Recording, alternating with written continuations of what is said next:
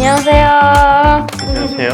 Halo, aku Katy Fakandi, aku dari Indonesia. Jadi sebelum aku ngelakuin breast augmentation, aku mau nanyain beberapa hal sama dokternya. Jadi kalau misalnya mau nentuin implan yang pas, terus abis itu ukurannya juga pas tuh harus gimana sih, Pak?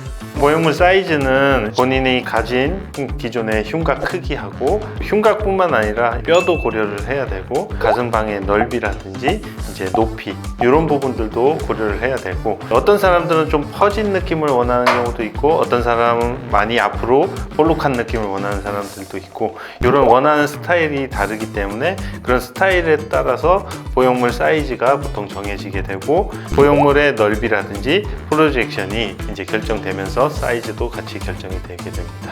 Terus kalau misalnya mau size gitu, bisa kayak semau aku nggak sih, kayak bebas gitu, mau misalnya mau kecil kah, mau gede kah gitu.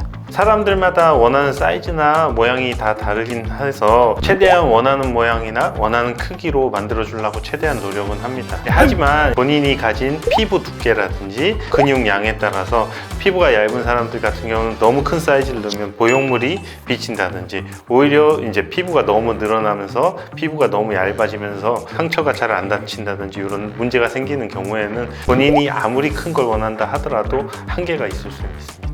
그래도 최대한 환자분들이 원하는 모양이나 크기를 만들기 위해서 최대한 노력은 합니다. Terus kalau misalnya mau gedein payudara tuh bisa pakai fat nggak sih? Kan sekarang banyak tuh aku pakai fat, nambahnya pakai fat gitu. 당연히 팻으로 지방으로 어느 정도 볼륨을 키우는 것은 가능합니다. 단점들도 존재는 하고 장점도 존재는 합니다. 일단 장점으로는 보형물보다는 워낙 좀 자연스러운 느낌을 낼 수 있기 때문에 지방이 좋은 점은 있긴 하지만 지방을 채취할 수 있는 양의 한계도 있고 한 번에 너무 과하게 넣는 경우에는 생존을 해야 되는데 불가능해서 일부의 지방들이 괴사되면서 거기가 혹이 된다든지 낭종 같은 게 생겨서 안 좋은 점들이 생길 수 있기 때문에 어느 정도 볼륨을 키울 건지 하고 본인이 추구하는 모양이라든지 이걸 고려해서 보형물을 할지 지방을 할지 보통 결정을 하게 됩니다. 알았어.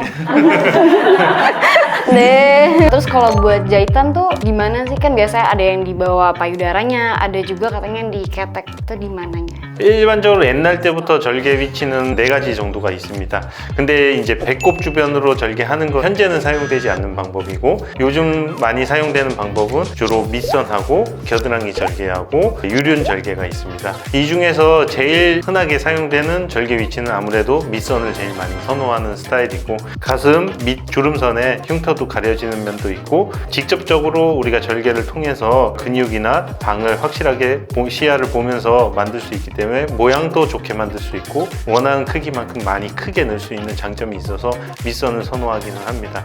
간혹 이제 요 밑에 흉터 있는 걸 싫어하는 경우에는 겨드랑이 절개를 우리가 보통 선호하는 경우가 있는데 이것도 당연히 수술은 가능한데 한 가지 조금 단점은 절개가 멀리서 들어가기 때문에 근육을 심하게 벌린다든지 이런 경우에는 통증이 조금 오래가는 단점은 있을 수 있습니다. 유륜 절개 같은 경우에도 흔하게 사용할 수 있는 방법이기는 한데 간혹은 유륜 절개 같은 경우에는 유선을 통과해서 가기 때문에 유륜 주변에 감각이 조금 떨어진다든지 이런 단점은 있을 수 있기 때문에 여러 가지 이제 장단점들을 고려해서 절개 위치를 환자분하고 얘기해서 결정을 하게 됩니다. Kalau misalnya ada resiko atau efek samping gitu, ada nggak sih?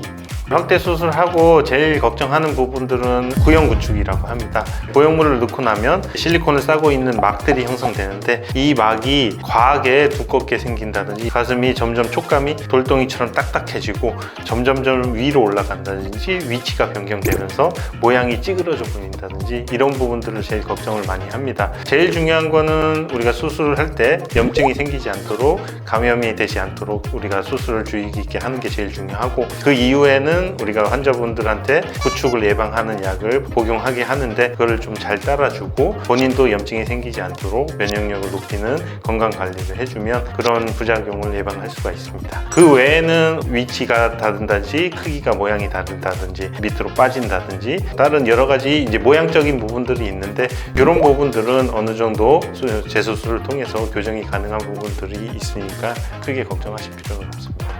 Terus kalau misalnya implan itu tuh perlu diganti nggak?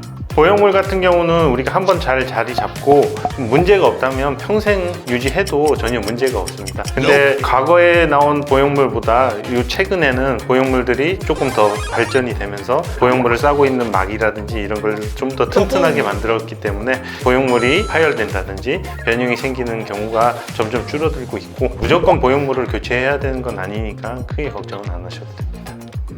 Terus kalau abis tindakan, abis selesai operasi itu bisa langsung aktivitas nggak, atau kayak emang harus recovery full, nggak bisa ngapa-ngapain dulu gitu? 걷는 거나 이렇게 일상적인 생활 정도는 바로 직후부터 가능하다고, 오히려 너무 누워있는 것보다 활동을 하는 게 붓기도 빨리 뺄 수 있어서 일상적인 운동 자체는 크게 문제는 없다고 봅니다. 근육을 사용하는 운동이라든지 특히 가슴 운동을 하는 경우에는 가슴에 있는 근육이 움직이면서 보형물 자리를 이동시킬 수 있기 때문에 처음에는 가슴 운동은 조금 피해주고 너무 무거운 거를 높게 든다든지 이런 것만 조금 피해주면 되기 때문에 1, 2개월 정도 지나면 어느 정도 캡슐이 형성되면서 자리가 잡고 나서는 있기 때문에 격렬한 운동이라든지 이런 것도 다 가능하다고 볼 수 있습니다. Terus kalau misalnya udah selesai operasi, terus nanti mungkin nanti mau punya anak dan segala macam tuh masih bisa menyusui gitu. 일반적으로 보형물은 유선보다는 아래쪽 근육 밑에 들어가기 때문에 보형물 자체가 유선 자체에 영향을 미치는 게 없기 때문에 모유 수유하는 거는 전혀 지장이 없다고 볼 수 있습니다. 근데 이유 없이 모유 수유 전에 통증이 있다든지 그런 경우에는 보형물이 파열됐는지 여부를 한 번 정도는 확인해 보는 것도 괜찮기 때문에 그런 경우에 초음파라든지 MRI를 찍어서 보형물이 잘 자리 잡고 있는지만 확인하고 모유 수유는 당연히 가능하다고 생각합니다. Oke, makasih banyak buat dokternya udah ngejawab semua pertanyaannya. Kalau gitu sampai ketemu besok, karena besok kita langsung tindakan sama dokter. 내일 수술 예정인데 최대한 문제 없이 우리가 안전하게 본인이 원하는 가슴 모양을 내도록 하겠습니다. Thank you. 감사합니다. 감사합니다.